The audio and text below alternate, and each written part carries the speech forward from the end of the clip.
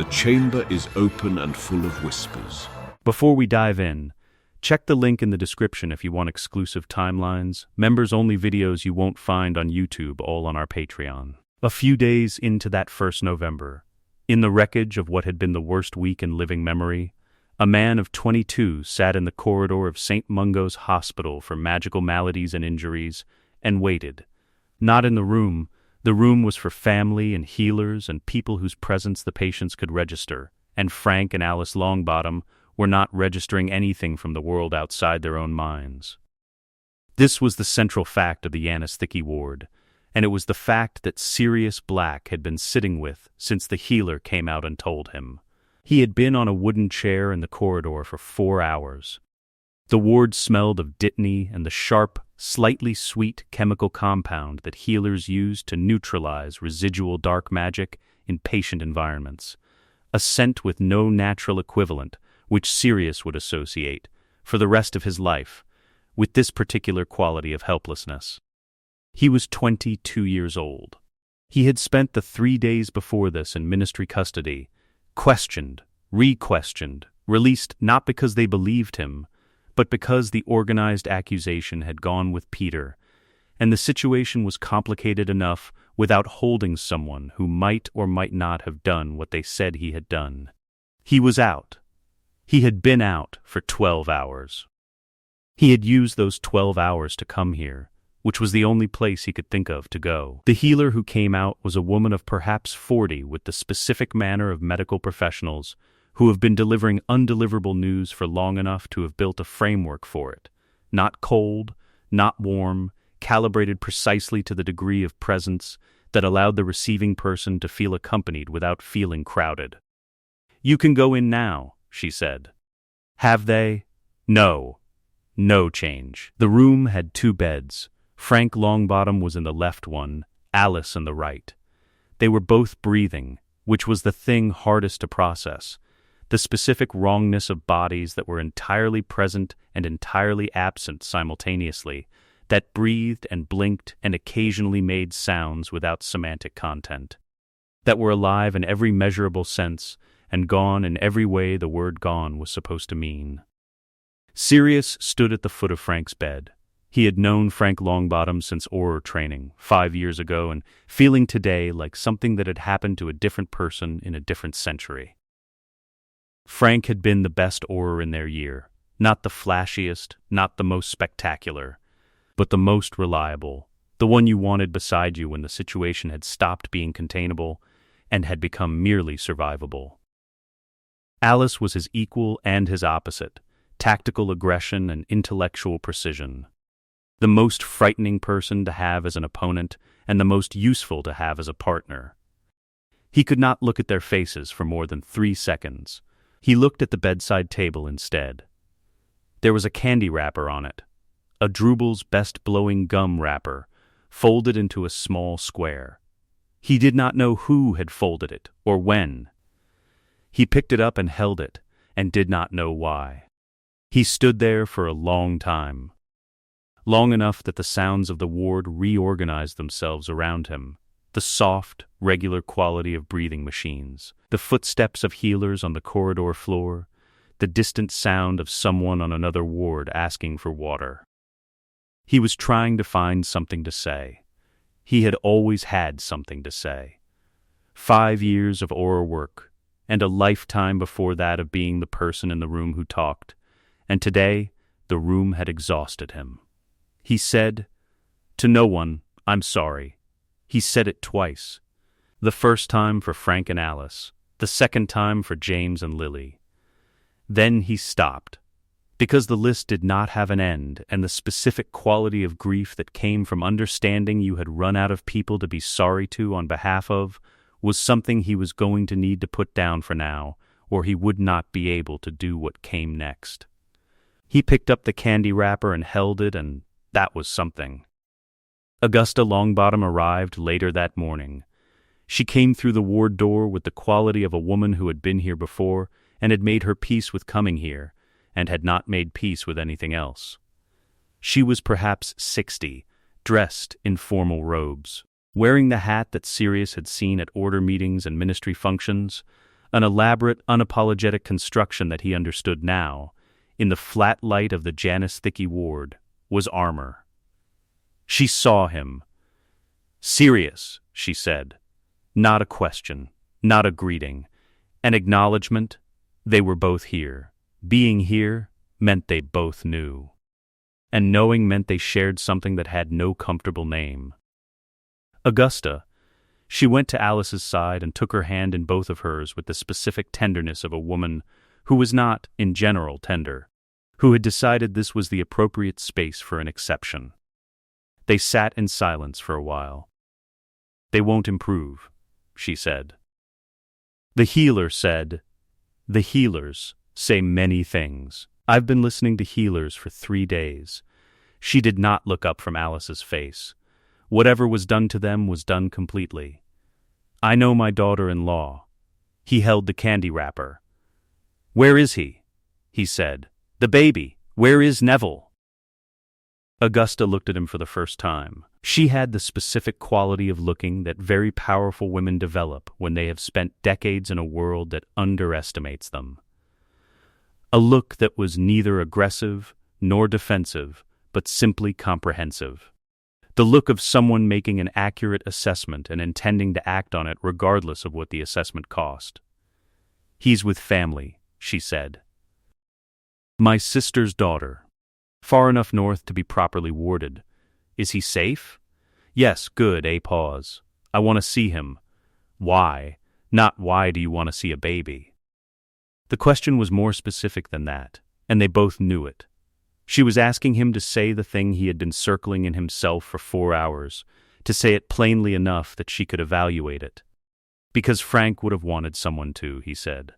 "I sat in that corridor for 4 hours trying to think about what James would have wanted and what Lily would have wanted, and I keep arriving at the same place. Someone should be watching out for the people they left behind. He doesn't have anyone, Augusta, not anyone who knew Frank as more than Frank Longbottom, the hero. He's going to grow up in a world that made his parents into monuments, and I want him to know them as more than that. I want him to know who they actually were." He stopped. "I don't know exactly what I'm proposing," he said, more quietly. "I just know that I want to be there when he figures out what he needs." Augusta looked at him for a long time, with the assessment running. "You understand that you are 22 years old with an unresolved ministry investigation. Yes, you understand that I am his grandmother and his primary legal guardian, and any arrangement you are proposing requires my ongoing approval. Yes, you understand I will be watching. Augusta, I would not have it any other way." She took him north that afternoon. The cottage had good wards and a November garden that was not at its best, because nothing was at its best that far north in November. The cousin who opened the door, a woman named Margaret, who had the long-bottom jaw and the overwhelmed quality of someone who had said yes to a temporary arrangement, and was now 4 days in, and reconsidering the word temporary, took in Augusta and the man beside her and said nothing for a moment. Then there was a sound from somewhere inside the house. Not crying, something more interested than crying. The specific sound of a baby who had discovered it, could produce a sound, and was investigating this discovery with scientific thoroughness. Sirius followed Augusta inside.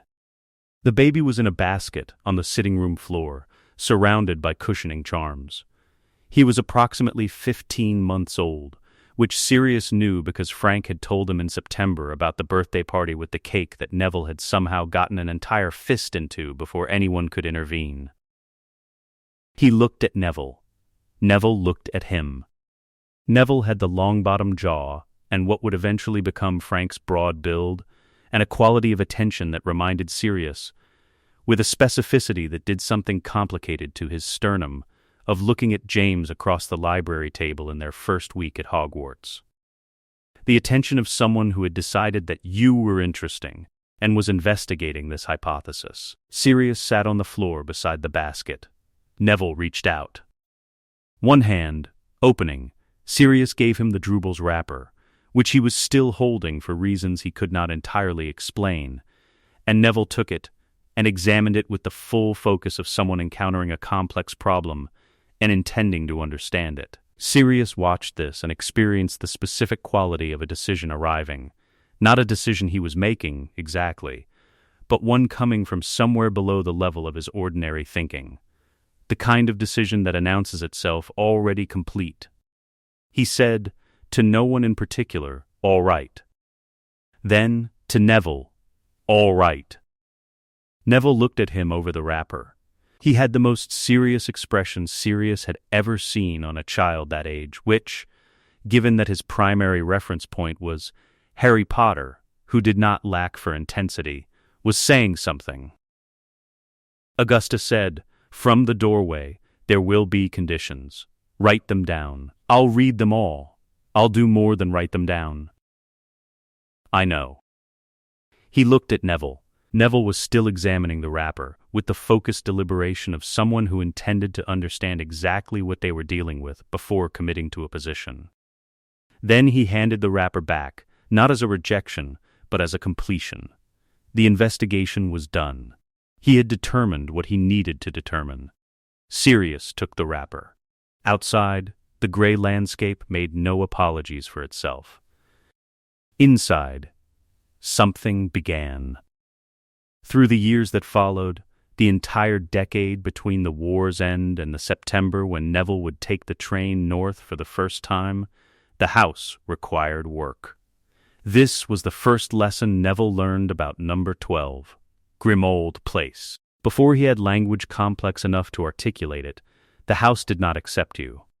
It demanded something before it decided whether to tolerate your presence, and what it demanded was effort. The specific, sustained effort of someone who had decided the thing was worth having even in its current state. The current state. When Sirius moved in with a 15-month-old and a borrowed cot and 3 boxes of things that used to belong to people he could no longer return to. Dark, cold, comprehensively hostile. The elf heads mounted on the wall of the staircase watched everything with a quality Neville would later describe, at age 4, as disapproving but consistent, which was accurate. The portrait in the entrance hall screamed on first contact and on second contact, and on approximately 40 subsequent contacts before Sirius developed the technique of approaching it at an angle with a silencing charm pre-staged, which reduced the screaming to a manageable duration. Neville, at 15 months, found the screaming alarming. Neville, at 18 months, found the screaming interesting. Neville, at 2 years old, screamed back. The portrait stopped screaming at Neville after this. Whether it was capitulation or recognition remained unclear.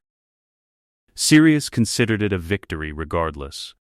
The house improved slowly, the way things improved when the person doing the improving was learning what improvement meant as they went.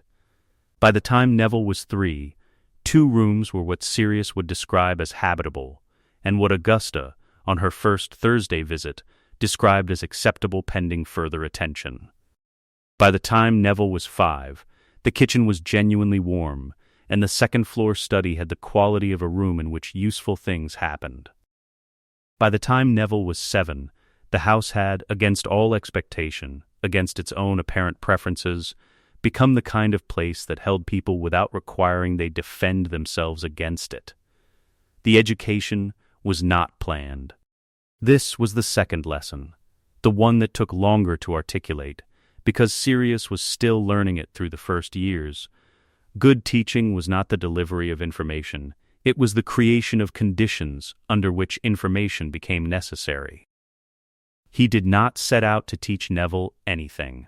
He set out to survive the logistical challenge of a 22-year-old with no parenting experience, an unresolved ministry investigation, a house that actively disliked him, and a child who had inherited the Longbottom family's constitutional seriousness and applied it to everything, including the motivational dynamics of screaming portraits. What happened instead was, he talked. He talked because the house was quiet in ways that were not peaceful and Neville was company even when Neville was too young to respond. What he talked about was whatever was in his head, which was, because Sirius Black's head was the head of someone educated at Hogwarts and mentored by the most exceptional wizard of the age and trained in 5 years of Auror work, everything.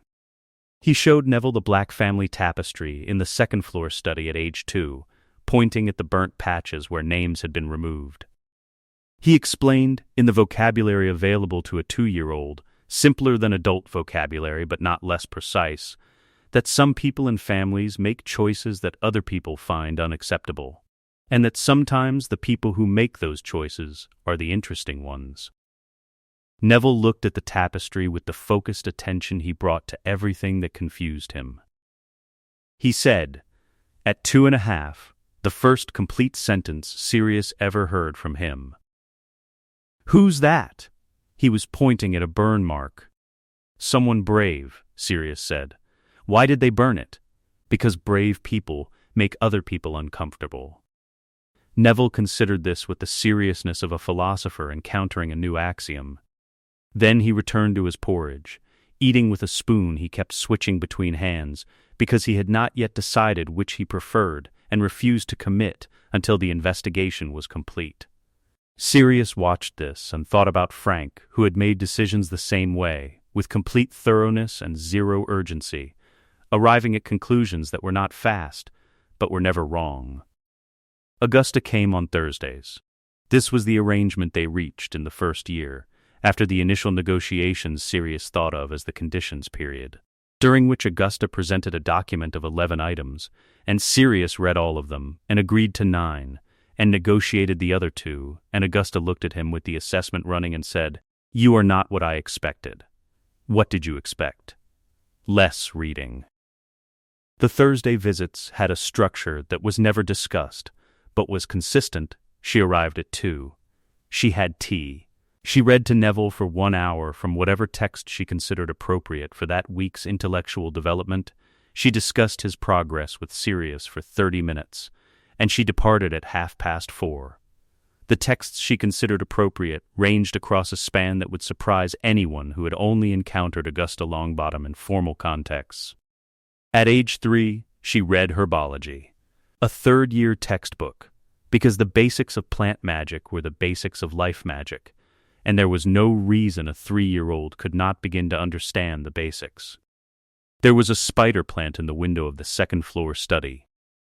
It had been there since Sirius moved in and had been dying, with the patient persistence of something that would take its time about the process.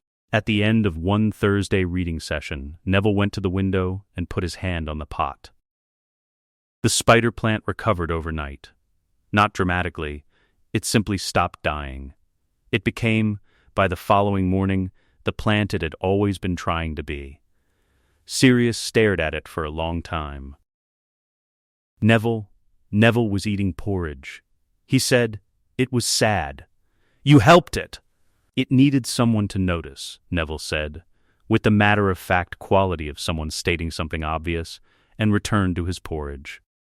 Sirius sat across from him and thought about the specific difference between noticing and intervening, and how Neville had done both without being taught either, and that the teaching was perhaps not the point, that the point was the conditions. The Thursdays, the spider plant in the window, the house slowly becoming a place worth inhabiting.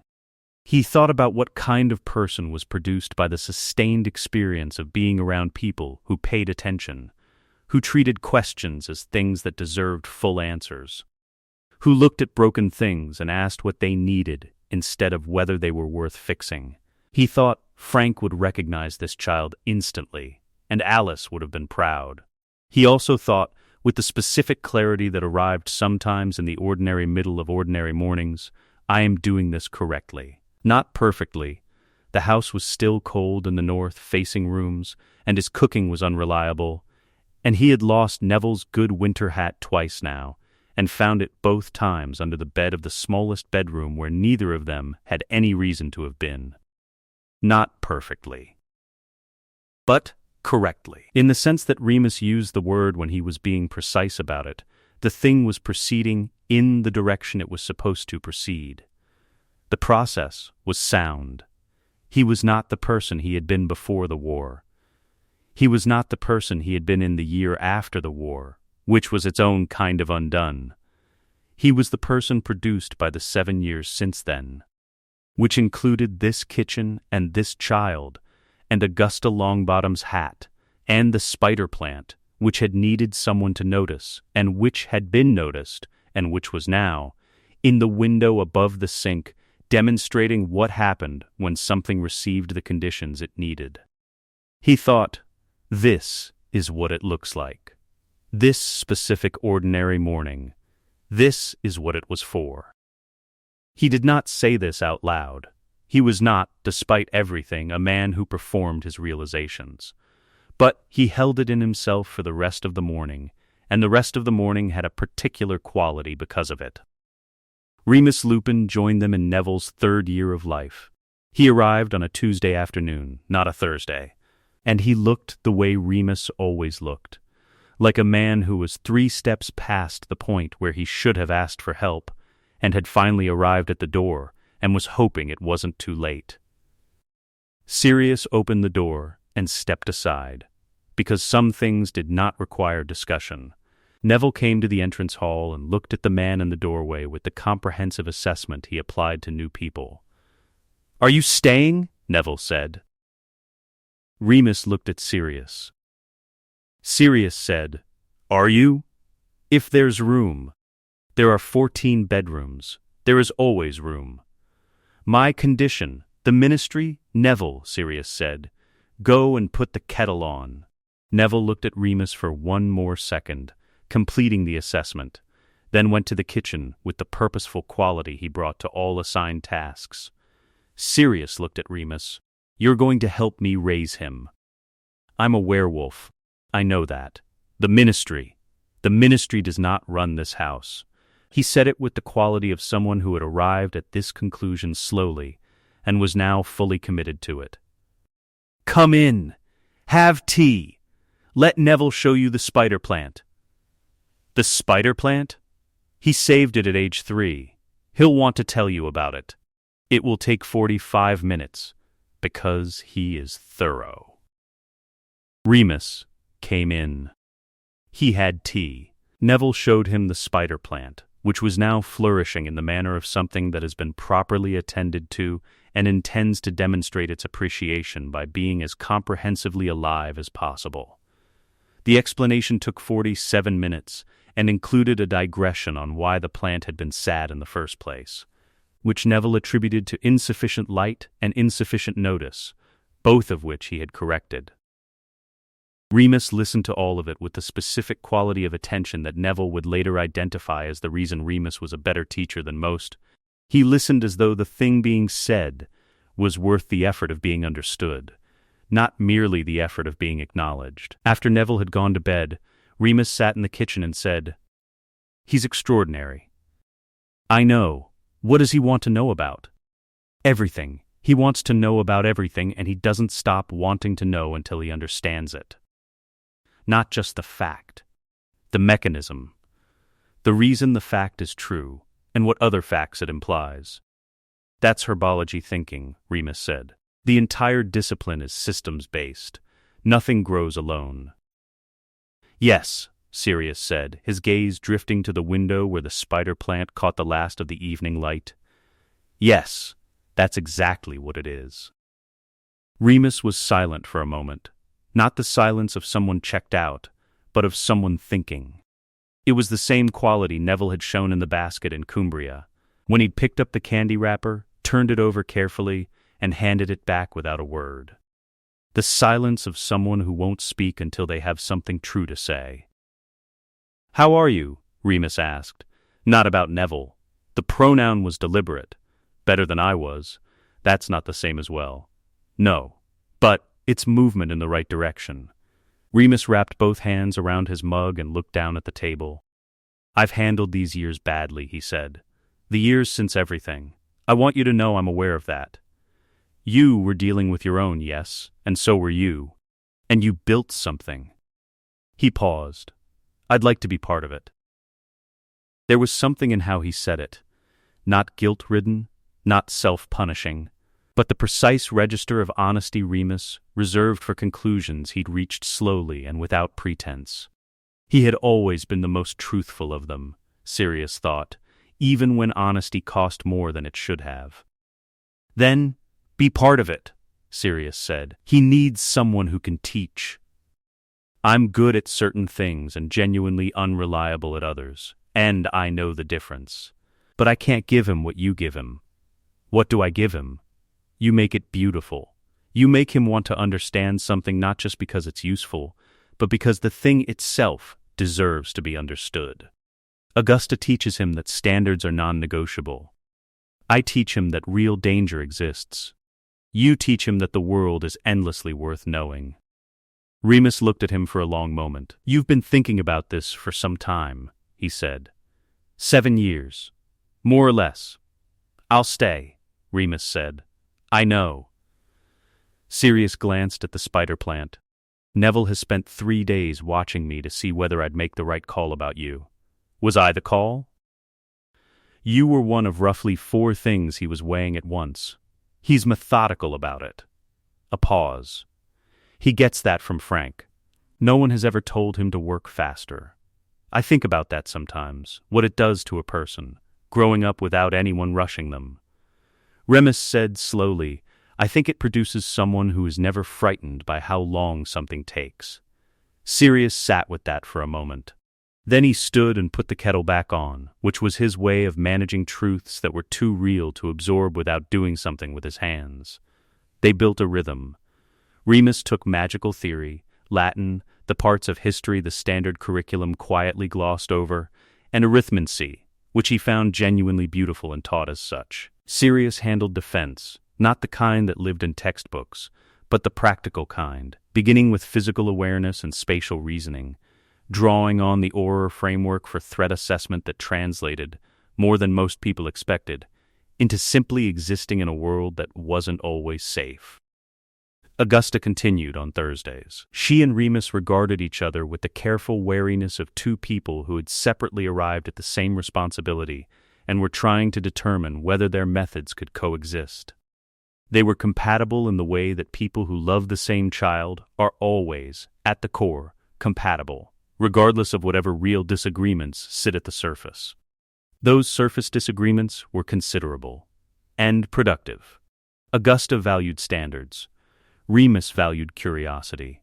Sirius valued both and applied neither consistently, and compensated with intensity.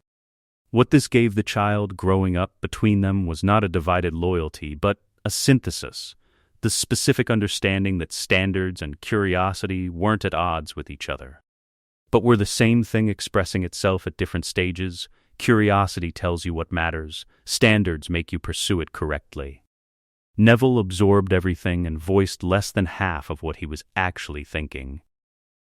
Because what he was thinking was, something is being given to me. I don't know its full shape yet. I'm going to keep watching until I do.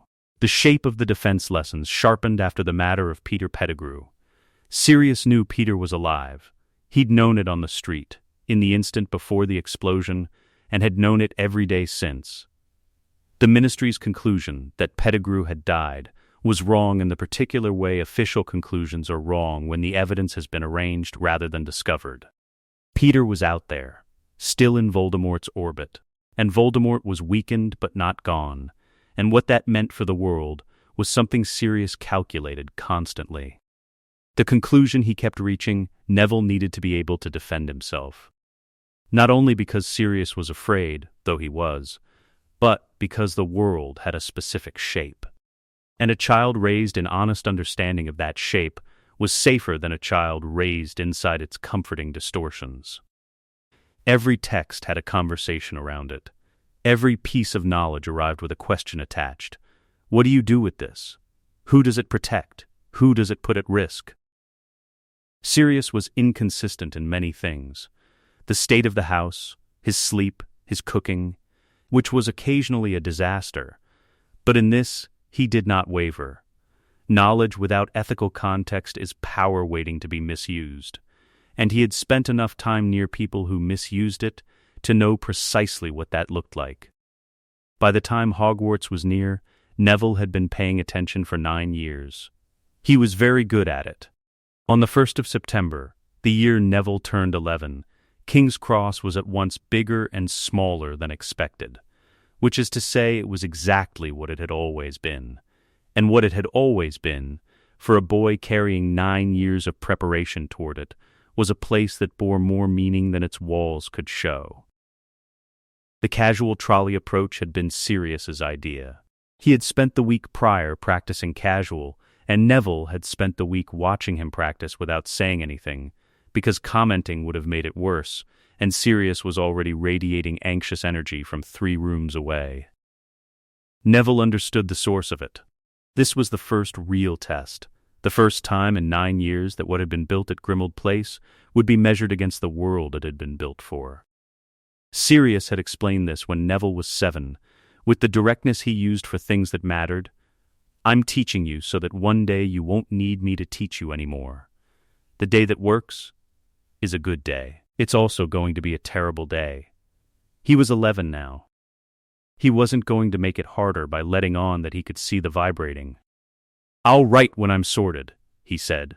"You don't have to. I'll write when I'm sorted."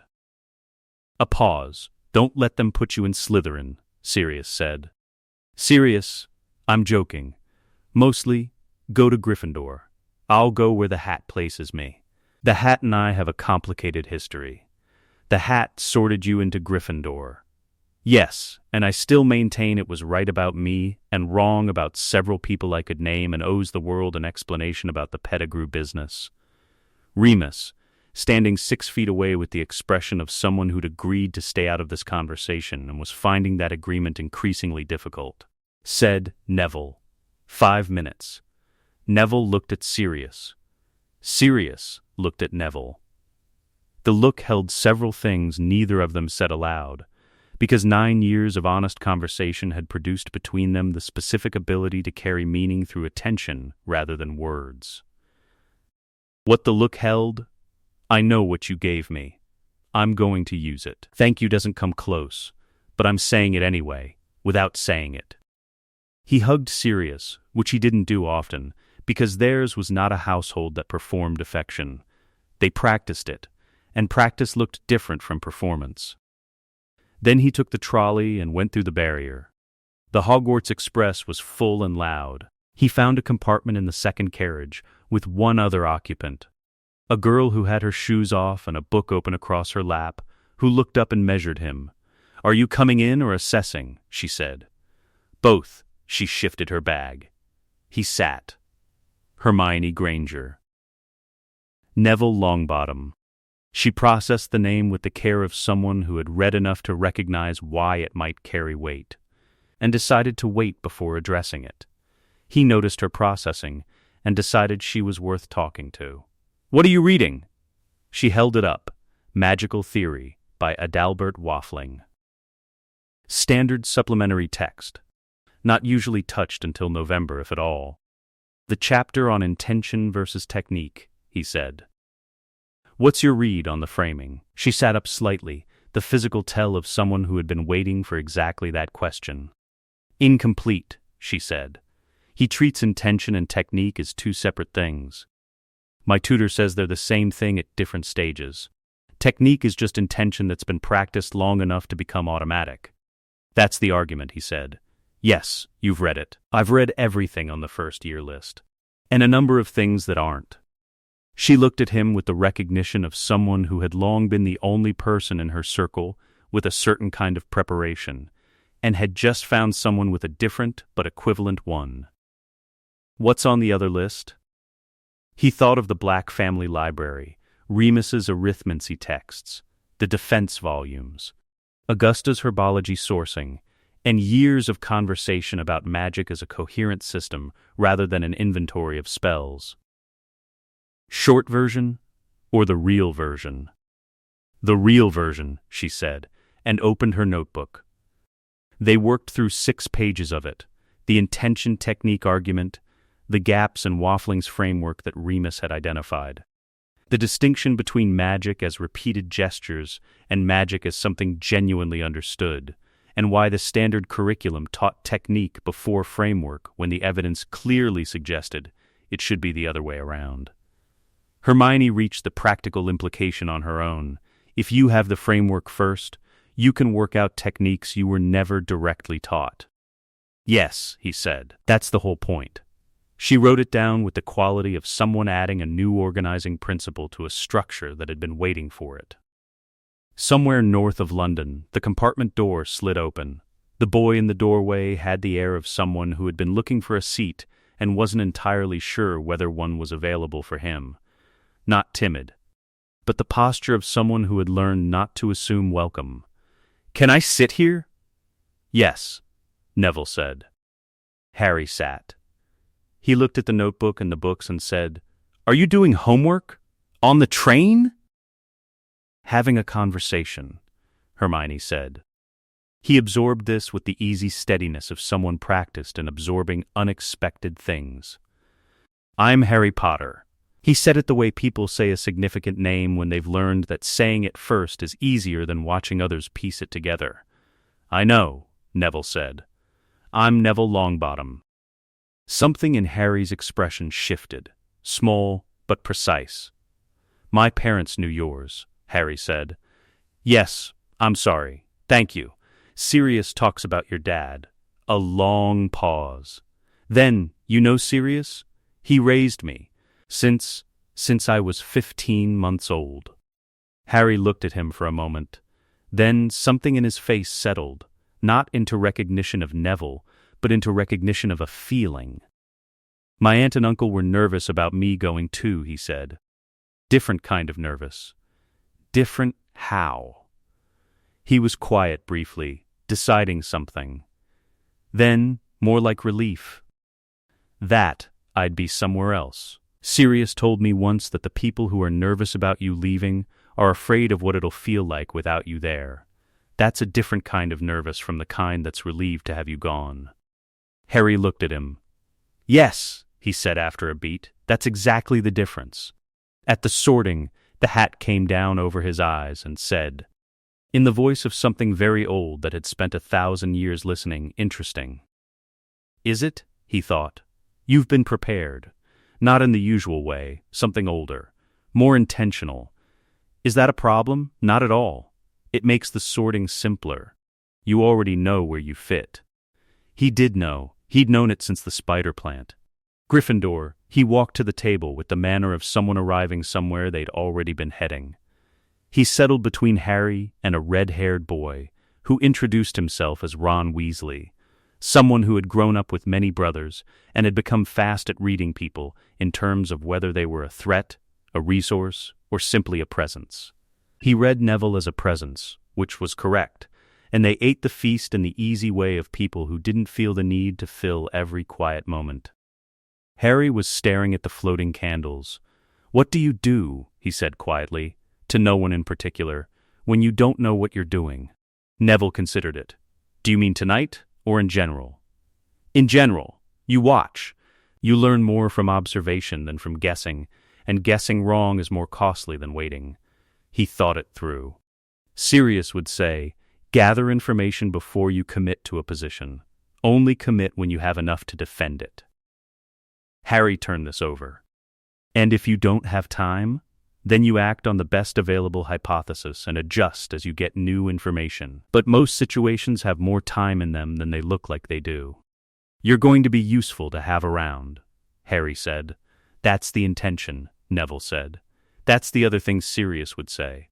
Ron, who had been eating and not appearing to listen, in the practiced way of someone who'd spent years in a house full of brothers and learned that not appearing to listen was how you heard the best things, said, "My mum says Sirius Black is a bit mad." "He is, slightly," Neville said. "He's also very good at what he does. The two aren't mutually exclusive." "Fair point," said Ron, and reached for another chicken leg. His first potions lesson was a test. He understood this before Snape opened his mouth. From the layout of the ingredient stores, the quality of the light, the way Snape stood at the front before speaking. He had been in rooms designed to evaluate him before. Sirius's training sessions had looked like practice until the moment they became something else. The principle was the same: information delivered at speed, without telegraphing anything, rewarding students whose knowledge was already organized into a framework capable of absorbing it without needing to rebuild from scratch. This was good teaching. It was also deliberately uncomfortable teaching, which is not the same thing as poor teaching. Neville had been taught the distinction by someone who used the exact same method. Snape said, "Mr. Longbottom, what would I get if I added powdered root of asphodel to an infusion of wormwood? Draught of living death. Where would I find a bezoar? Stomach of a goat. What is the difference between monkshood and wolfsbane? There is no difference. They're the same plant, also called aconite. The variation in names is regional and historical, not botanical." Snape looked at him. The room was very quiet. 5 points to Gryffindor. Later that month, a note appeared on the dormitory door. An office meeting at 7. Neville went. What followed wasn't a lesson, but a conversation. What lessons become when a student's existing knowledge makes standard instruction redundant. Snape located the edges of what he knew and pushed against them. The particular method of a teacher practiced enough to find those edges faster than the student anticipates. He held his ground for 40 minutes. He met an edge at minute 43, the precise relationship between harvesting timing and a magical ingredient's potency and prepared form. "I don't know the exact formulation," he said. "Most students would have pretended they did. Pretending doesn't give me the answer." "No," Snape said, "it doesn't." He explained the mechanism. It took 12 minutes. Neville asked 4 clarifying questions. At question 4, Snape's expression did what Sprout's expression did on the Thursdays, when Neville found the question underneath the question. The look of a teacher who has just been asked to go further than expected, and finds that pleasant. He filed it away. Same quality, different approach. Snape teaches through pressure. Sprout teaches through invitation. Both are effective. Greenhouse 1 gave him something different, a sense of belonging that had nothing to do with performance. Professor Sprout taught with the specific quality of someone who genuinely loved their subject. Not manufactured enthusiasm, but the real kind, which changed the very air of the room. At the end of the lesson, when Sprout opened the floor for questions about Devil's Snare, he raised his hand. The response to light, is that a specifically magical property, or does it have a non-magical plant analog? Sprout looked at him. "What's your name?" "Neville Longbottom. There are 3 non-magical analogs. Come see me after class." He came back Thursday. He came back every Thursday for 7 years. Every Thursday that wasn't Augusta's. When Augusta found out, she quietly moved her visit to Friday and said only, "Good. I'll expect reports." Halloween of his first year brought the troll. He was in the library when it happened. He heard it before the announcement, a low reverberation through the stone of the castle, not precisely footsteps, but displacement. The quality of something enormous, moving through a space not designed for it. He closed the book. He recalled what Sirius had taught him in the practice room at Grimmauld Place. When something doesn't belong, your first task is information, not reaction. Information, he tracked the sound and moved toward Gryffindor Tower. Halfway there, he registered something being destroyed in the direction of the second-floor girls' bathroom. Hermione was not someone who screamed. He had already established this about her. What he heard told him where she was, and that she was unaware of the troll. He changed course. He arrived at the same moment as Harry and Ron. Hermione was pressed against the far wall with the expression of someone who had fully assessed the situation and found it beyond her current defensive tools. Accurate, since it was a 12-foot troll and she was 11. Neville looked at the troll and worked through it. "The ears," he said, thinking through the defense readings. "I've read that a troll's auditory sensitivity may be a vulnerability. It's a hypothesis, not confirmed, but a modified sonorous charm, narrower focus, higher pitch." Harry had already climbed onto the troll's back. This was not the approach Neville had been building toward. It was, however, effective in a different way. The troll was occupied. Hermione had room to move, and she moved. He cast the modified sonorous. Whether it was the frequency, the confusion, or the combined disruption, The troll sat down hard. Ron's Wingardium Leviosa launched the club into the ceiling. The club came back down. The troll was no longer a problem. In Professor McGonagall's office, you think differently from other students. Not better. Differently, you find the question beneath the question. Remus calls it second-order thinking. The modified Sonorous was second-order thinking. Everyone else was focused on stopping the troll. If you understand what the troll experiences, you find the point of leverage. Professor Sprout tells me you visit her every Thursday. Yes, Professor. She says your theoretical knowledge of magical plant systems is post-Newt level. Some of it. The practical application still needs work. But you know the difference. Remus is very careful about distinguishing between knowing something and knowing how to use it. She was quiet for a moment. I'd like to discuss an independent study arrangement with Professor Dumbledore. In areas where your knowledge is already advanced, research with oversight, rather than revision. He thought of Sirius. The whole point of teaching is to make itself unnecessary. I'd like that, he said. That night he found Hermione in the library. You lied to McGonagall, he said. I told Aversion you lied. To protect us. Yes, next time. If there's time, tell me first. I can take the consequence. She considered this the way she considered all new organizing principles. All right, she said. He wrote to Sirius that night, I think I've found the right people. Sirius wrote back the same day, about time. He found the entrance in the spring of his second year, not by chance, but by eliminating wrong answers until the right one was the only one left. The petrifications had been accumulating since the start of term. The picture he assembled from them, a creature whose method of attack was indirect, meaning either reflection or indirect eye contact, meaning it belonged to a very narrow category of creature, meaning its location was constrained by that category. The picture pointed to a location, the second-floor girl's bathroom, the pipes, the creature using them. He told Hermione first. She had been in the hospital wing petrified since midwinter. He sat beside her bed and told her because she would want to know, and because telling her was the most honest thing he could do with information she had helped build. She had identified the cat as evidence of something she hadn't lived to classify. The classification was his contribution to her work.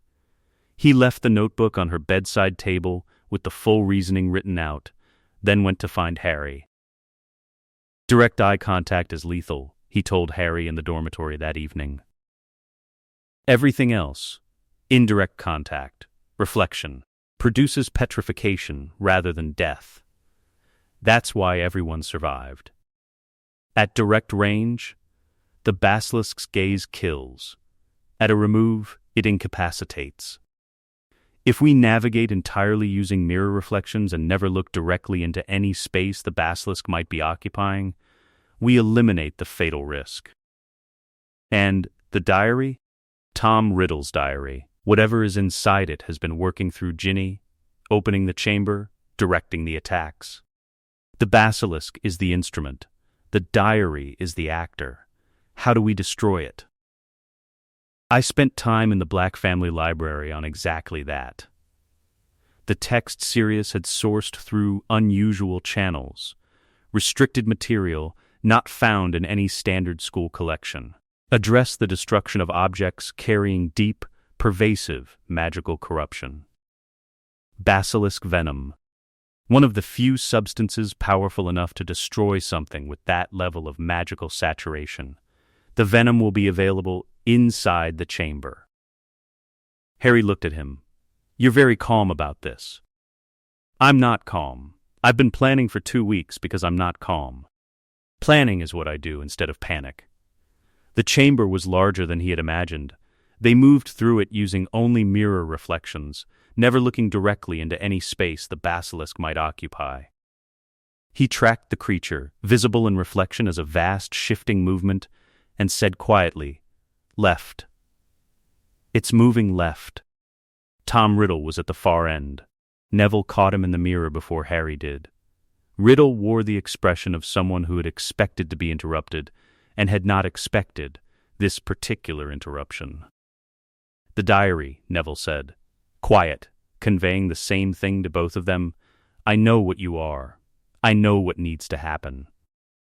Riddle raised his wand. Harry moved. What followed was not elegant. The basilisk responded to Riddle's spell with a lunge, turning in the confined space, and in turning, its gaze swept back across the polished surface of Harry's mirror. The reflected light caught the basilisk's eyes at an angle that turned its own lethal sight momentarily inward. The creature recoiled violently, thrashing, slamming into a column. In that window, Harry moved. The fang was obtained in the struggle that followed. The diary was in Neville's hand because he had taken it from the floor, while Riddle's attention was on the basilisk. He drove the fang through it twice. The chamber filled with the sound of something stopping that was never supposed to exist. Riddle said something that was not finished. Ginny Weasley breathed. He wrote the account before sleeping. The planning was correct. The execution required adjustment. The adjustment was Harry's contribution. He made a decision the plan did not account for, and it was the correct decision. Plans are foundations, not scripts. Sirius wrote back, "Plans are foundations, not scripts." That's Moody's line, almost exactly. I've been saying it for 10 years, and I'm going to tell Remus the experiment was a success. Then, you went into the Chamber of Secrets at 12. I have opinions. We will discuss them in July. Then, I'm very proud of you. We'll discuss that too, but less loudly. Remus's letter arrived the following Thursday, which told Neville that Sirius had written to Remus immediately. Remus's reply timing was always a function of how quickly Sirius's letter had reached him. Remus wrote, "I have read Sirius's account and your account, which are consistent in the facts and somewhat divergent in the emotional register, as is standard. Sirius's version emphasizes the result. Yours emphasizes the gap between the plan and the execution. The gap is the more important thing to understand. You know this already. I am telling you because knowing it and having someone confirm it are different experiences, and you deserve the confirmation." Remus also wrote, "Harry Potter went into the chamber with you. I would like to hear your assessment of him when you have had time to form one properly." He wrote back, "Harry makes decisions under pressure that the plan doesn't account for, and the decisions are correct. He doesn't plan. He reads the situation in real time and acts on it. This is not what I do. It is, however, necessary in situations where the plan has already encountered its limits. I think we are complementary in a specific way. I think the complementarity is useful." Remus wrote back one line. That is exactly the assessment Frank would have made of someone he had decided to trust. He held the letter for a while. Then he put it with the others. There was a box now, in the Grimmauld Place study, where the letters went. Not organized, exactly, not archive-filed.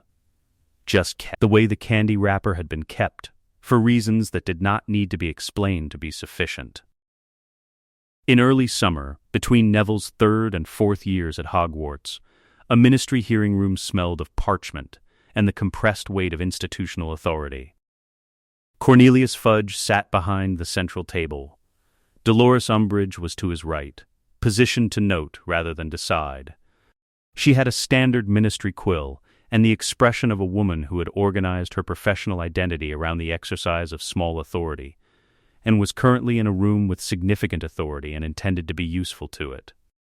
Sirius sat at the defendant's table in the robes Augusta had selected, formal without being performative, the clothes of someone who respected the occasion without conceding to it. Neville sat in the public gallery, Remus on his left, Augusta on his right, wearing the hat. The charges, accessory to the escape of a dangerous criminal. Unauthorized lodging of a convicted prisoner. Sirius Black had never been convicted. Neville had known it since early spring. When he found the gap in the ministry's own records, no trial. No trial meant no conviction. No conviction meant no sentence. No legitimate sentence meant no legitimate imprisonment. No legitimate imprisonment meant no legitimate escape from something that had never been legitimate to begin with. He had the documentation. Fudge spoke for 20 minutes. His argument had emotional force and institutional weight, the specific persuasive quality of something repeated often enough that repetition had become evidence. It did not cite a trial.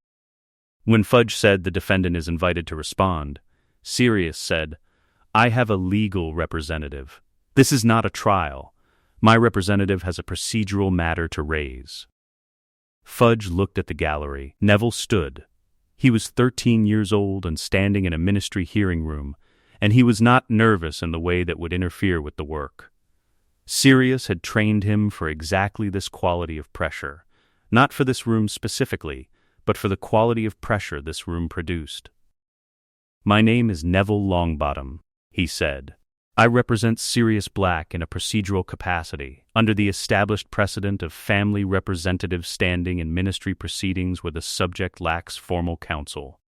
I have a procedural challenge to raise before this hearing continues." Fudge said, "This is highly irregular."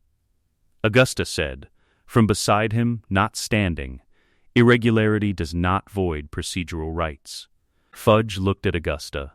Augusta did not change her expression. "Proceed." He placed the documentation on the table methodically, in the order that made the argument most legible. The Ministry Archive request form, stamped with the receiving clerk's seal. The search results, the Ministry's own records, the absence at their center. The charge of escaping from a sentence requires a sentence. A sentence requires a conviction. A conviction requires a trial.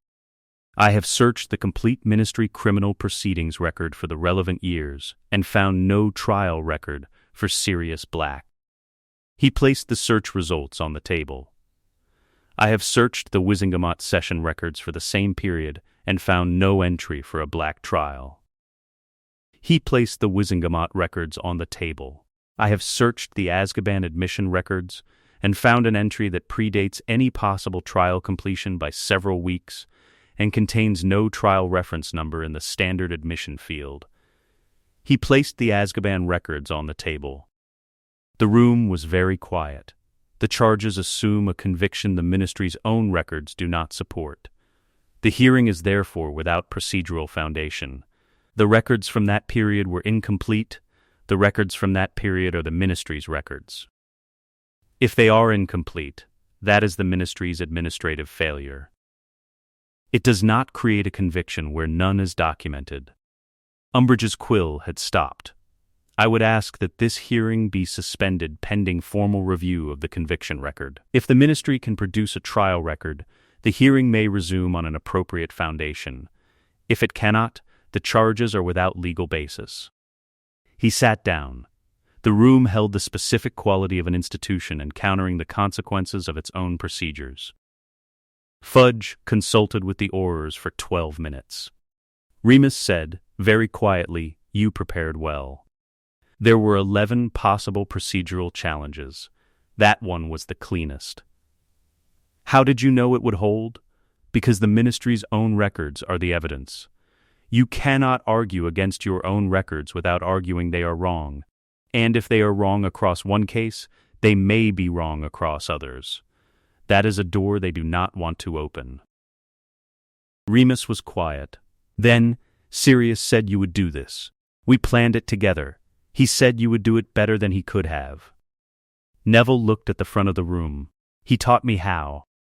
Fudge announced the suspension, not with grace, but with the quality of someone who had made a decision he disliked because the alternative was worse. Sirius was released into his own recognizance, pending record review. He is not convicted of anything, Augusta said quietly, when Fudge hesitated over the wording. Sirius walked out of the defendant's area with the quality of someone who had been waiting for this and intended not to waste it by performing it. He stopped at the gallery. He looked at Neville. He said, "Good. One word." In Sirius's vocabulary, it contained everything he did not say in formal settings. Everything that had been accumulating since that first November morning in a hospital corridor. Neville said, "I found 11 procedural challenges. That one was the cleanest." Sirius said, "Of course you did." He kept walking. Augusta took Neville's arm and they followed him out of the hearing room, into the ministry corridor, into the atrium, and then into the street, which was gray and slightly damp and entirely ordinary and entirely sufficient. On the ministry steps, he opened his notebook and wrote. He added, Sirius said, "Good." That is the word he uses when something is correct in the way that matters. He added, "I think we are going to be all right." The Goblet of Fire produced Harry's name in the autumn of Neville's 4th year. He watched it happen from across the hall and read not Harry's expression, confusion, but the hall's expression, which was more complex. The hall was performing surprise. This was useful information because it meant the collective had expected something specific, 3 names from 3 schools. The quality of the performance told him the expectation had been near certain. A wrong prediction at near certainty implied a mechanism for a 4th entry that was not in the prediction model, something deliberate, something engineered. He went to find Harry after the hall dispersed. "You didn't put your name in," Neville said. "No, someone did." If they submitted a different school's name on the entry, the goblet might have registered it as a legitimate 4th school. Who would do that? Someone who wants you in the tournament. The question is what the tournament provides that isn't available another way. It could get me killed. Yes, Neville said, that's one thing the tournament provides. He built the picture across the year, methodically, systematically, the way he built all pictures. Blood-based resurrection rites, 6 days in the restricted section, access granted by McGonagall. He found it in a text on dark ritual mechanics. Blood of the enemy, forcibly taken. Harry's blood specifically, if the enemy designation was built into the ritual from Voldemort's first encounter with him. The tournament is a delivery mechanism, Hermione said, reading the relevant passage. Yes, whatever task puts Harry in the most isolated and controllable position is the delivery point. The maze. The final task. The cup could be a portkey. Yes, we need to tell Dumbledore. With the complete picture, we have time.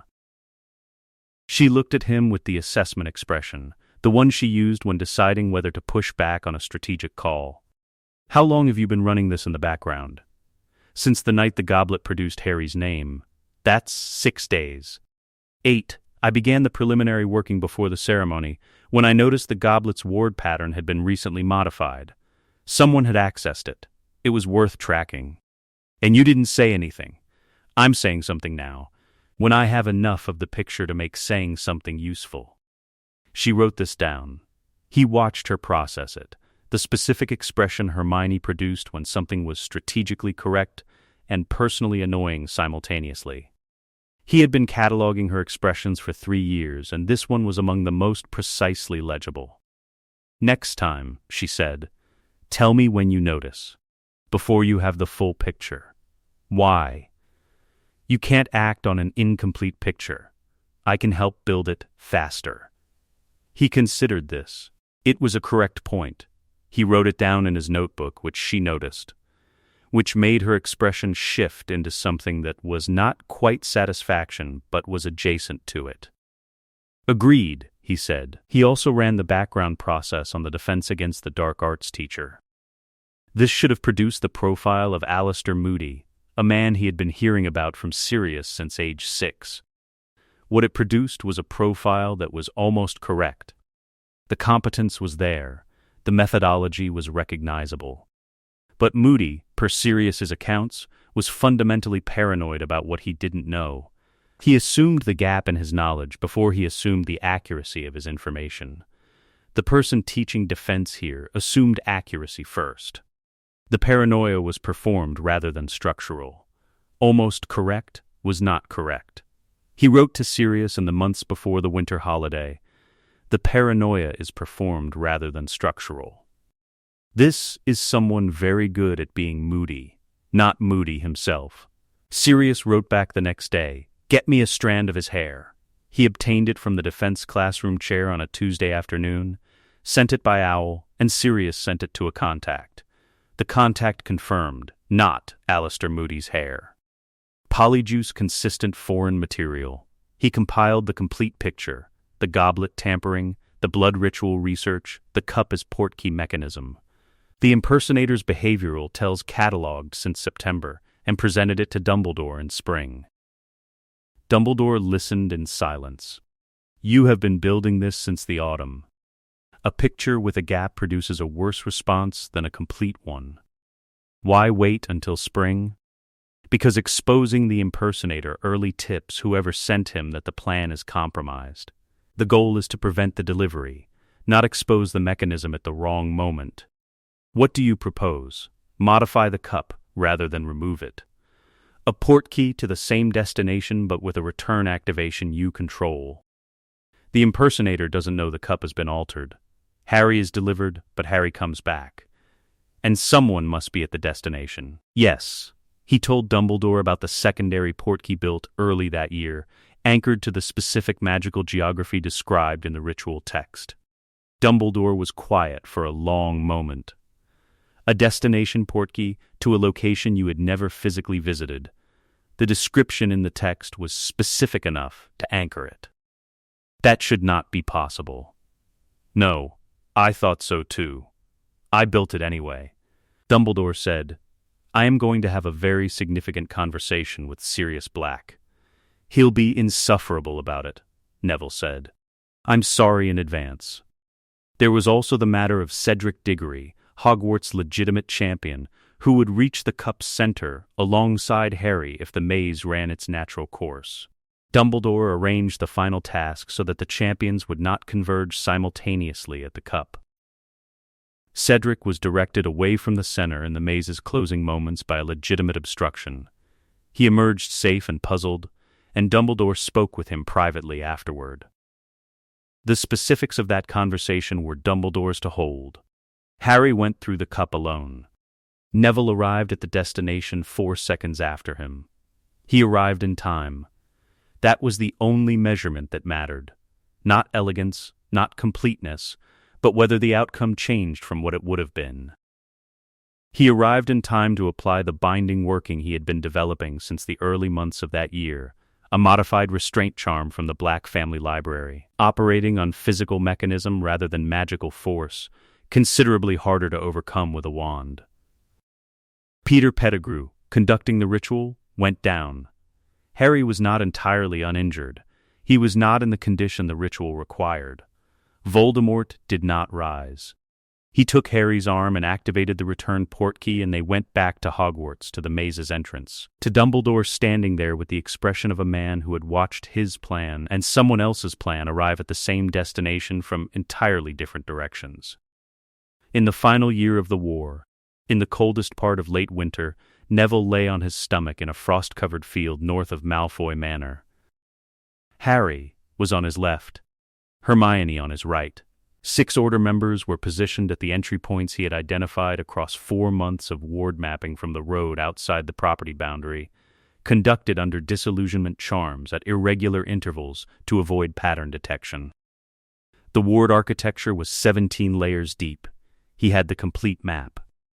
"The northeast tower anchor is the weakest point," he said, quietly, "installed by a different ward builder than the rest of the system. The incompatibility between their notation systems creates a resonance gap approximately 3 meters wide. If you enter through the gap, both systems read you as already inside their respective perimeters." "You're certain?" Hermione said. "I've verified it across 11 visits. The window is approximately 40 seconds per entry. 2 people per window, 3 if they move quickly. The objective was Ollivander, the Wandmaker, confirmed held in the manor's cellar through Sirius's intelligence network. The secondary objective, documentation Lucius Malfoy had accumulated on Voldemort's operational network, Neville had discussed only with Harry, Hermione, and Sirius. The Order members were there for the rescue. Combining two approaches in a single operation increased the failure probability of both. Sirius's letter about the secondary objective had been more restrained than usual, which meant it was more serious than usual. If you get killed doing this, I will be extremely upset. Do not get killed. Neville had taken this under consideration. They entered through the northeast tower gap. First entry, himself and Harry. Both perimeters cleared. Second entry, Hermione and an Order member. Inside, third and fourth entries, the remaining Order members. Inside, 9 people in the grounds of Malfoy Manor without triggering the ward systems. He directed Harry and Hermione toward the east garden door, the cellar access, a residential grade ward Hermione was prepared for, and moved alone toward the north wing. The study was on the second floor. The service corridor that accessed it was outside the primary ward system because Lucius Malfoy had the specific blind spot of a man who did not think carefully about the people who cleaned his house. The door lock was an Alohomora grade charm with a secondary Muggle pin mechanism. The combination of someone who knew wizards defaulted to magical solutions and had added a non-magical layer. He had prepared for this. The pin mechanism took 90 seconds and a set of picks he had been carrying since the previous autumn. He went in. The study matched the dimensions he had reconstructed from Ministry architectural records. He went directly to the secondary cabinet behind the main desk. The ward on it was black family notation. He recognized it immediately. The same foundational architecture as the wards at Grimmauld Place. The same principles Augusta had shown him at age 9, because she considered understanding the black family's magical methodology essential to understanding what Sirius was and why it mattered. He opened the cabinet in 6 minutes. Inside, 6 leather folders, a crystal vial containing a stored memory, and a letter in Lucius Malfoy's handwriting addressed to a name he did not recognize, filed for subsequent identification. The stored memory, protected separately from the documents, had the character of insurance, something Lucius did not want accessible to anyone, including Voldemort. He documented everything using a duplication charm Hermione had developed in 5th year. He returned everything to its original position. He left the study. The cellar rescue took longer than planned. He was at the extraction point at the 14th minute, and no one else was there. He waited. He was very good at waiting. Harry arrived 4 minutes later with Ollivander, who was thin but walking under his own power. Better than the contingency had assumed. Hermione arrived a minute after that. She was bleeding from her left forearm, managing it with a compression charm. What happened? Draco Malfoy was in the house. He saw me in the corridor. Did he raise the alarm? No, Neville filed this. The Order members arrived. He activated the extraction port keys. Grimmauld Place. Sirius was in the kitchen. He looked at the group that came through. He looked at Neville. 15 minutes, he said. 14, I said 15 because I was being optimistic. You said 15 because you calculated 14 and added a minute for error. You're not wrong. He looked at Hermione's arm. Sit down. He treated the arm with the competence of someone who had been dealing with minor battle injuries since Auror training. Hermione allowed this with the quality of someone who had decided that accepting help for things that could be helped was efficient rather than weak. The study, Sirius said. Documentation copied. 6 folders. A stored memory. A letter. The memory is the interesting piece. Yes, the ward around it suggests something Lucius did not want accessible even to Voldemort. Insurance against him. Sirius looked at him for a moment. Draco Malfoy saw Hermione and didn't raise the alarm.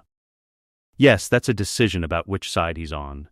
It's a decision not to be fully on one side, Neville said. That's different from a decision about which side he's on. Is it useful? It depends on whether the decision generalizes. I'm going to watch what he does next, and then I'll know. Sirius said, that's the right answer. He went to the kettle. The kitchen filled with the specific quality of a space where people who have been through something are doing the ordinary thing of being in a room together and allowing that to be sufficient. Hermione said, while Sirius worked on her arm, "How long have you been planning this?" The ward mapping started in September. The full plan was complete in January. 5 months, 4.5. January is when the resonance gap became reliably consistent across 11 visits. She looked at him with the specific expression she reserved for when she was recalibrating something she thought she already understood. You visited 11 times. Under disillusionment charms. From outside the property boundary. Yes, at irregular intervals. Pattern avoidance. If the visits were irregular, they couldn't be correlated even if someone noticed the residual magic displacement. Harry said, from the doorway where he had been standing with Ollivander's weight against his shoulder, "Does Sirius know you've been doing this for 5 months?" Neville considered how to answer this accurately. Sirius knows that I plan things in advance. He knows the objective.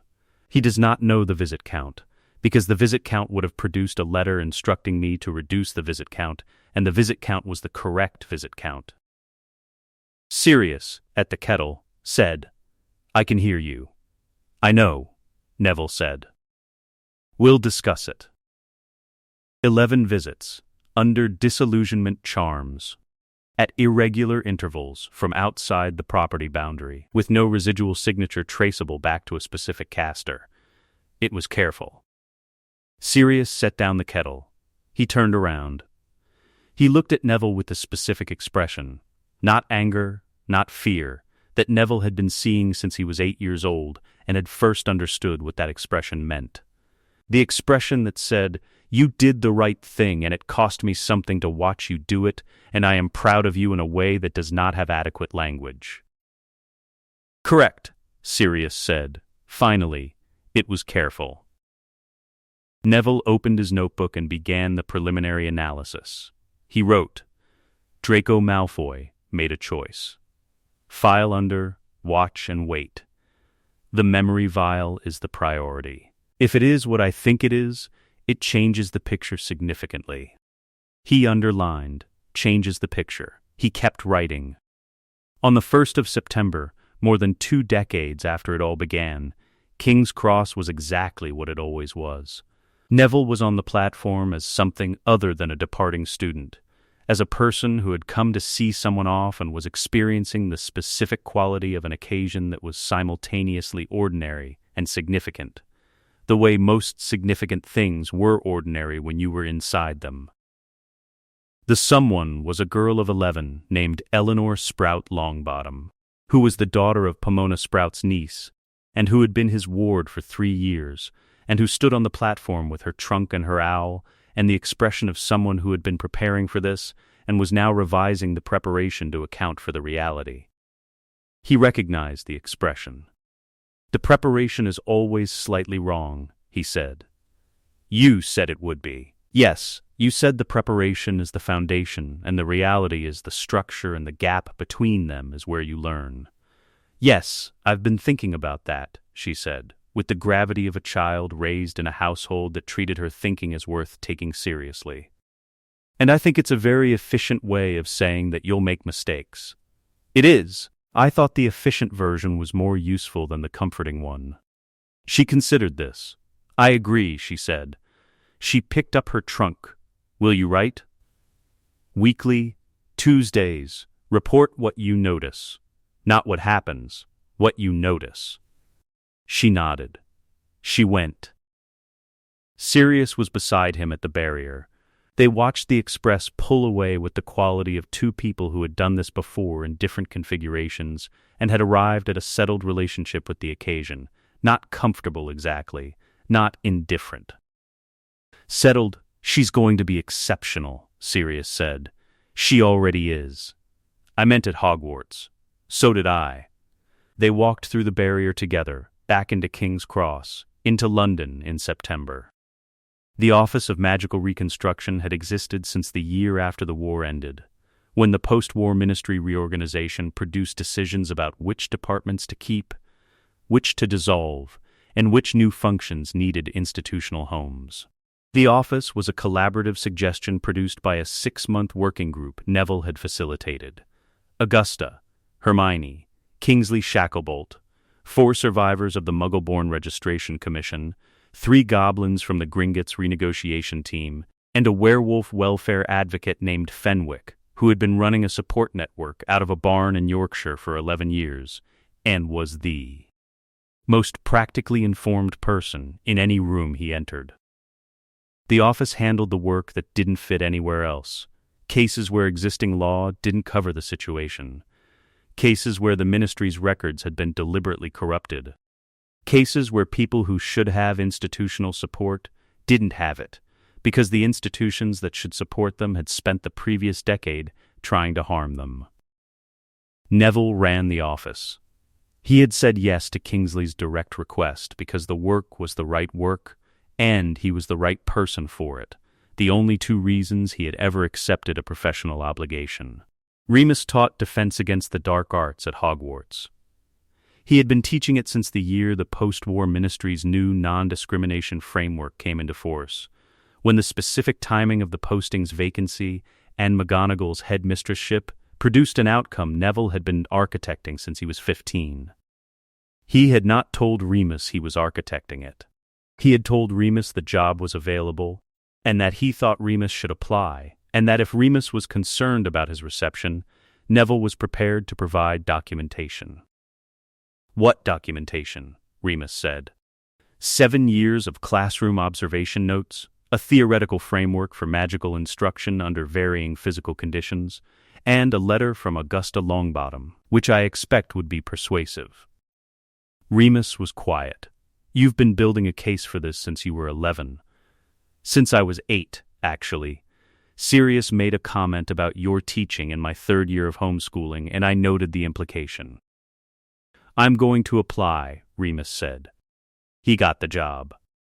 5 years of student assessments and 1 visiting scholars report had established him as the best defense against the dark arts teacher Hogwarts had seen in a generation.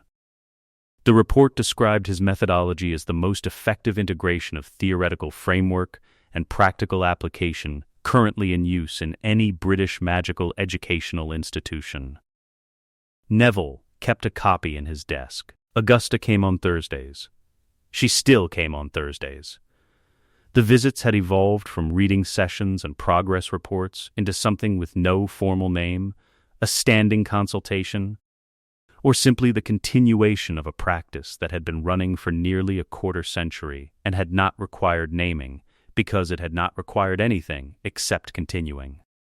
She was reading a case file when he arrived that first Thursday after Eleanor left. A wand maker, she said without looking up. Listed as deceased by the Registration Commission. She is not deceased. She has been living under a false identity in a Scottish city for several years because the alternative was processing. I know the case.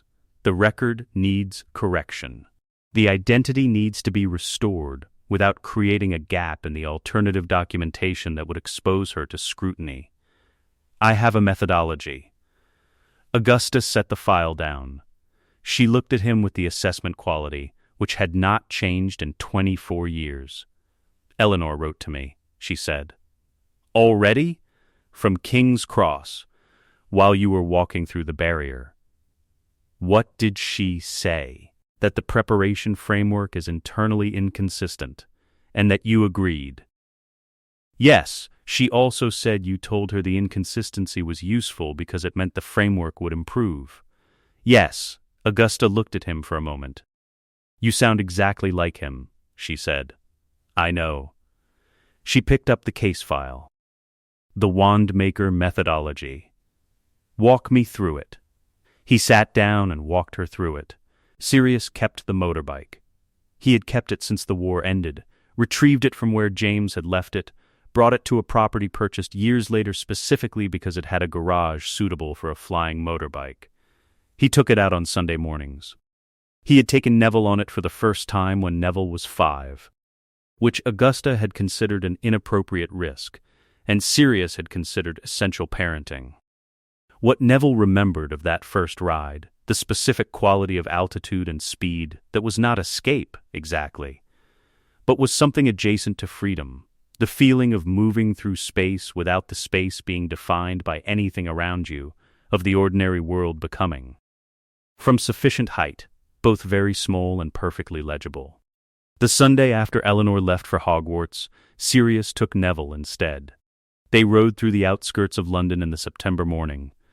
Not reckless, not cautious, simply in motion, with the settled relationship with velocity that came from having moved at speed for decades and arrived, somewhere on the other side of it.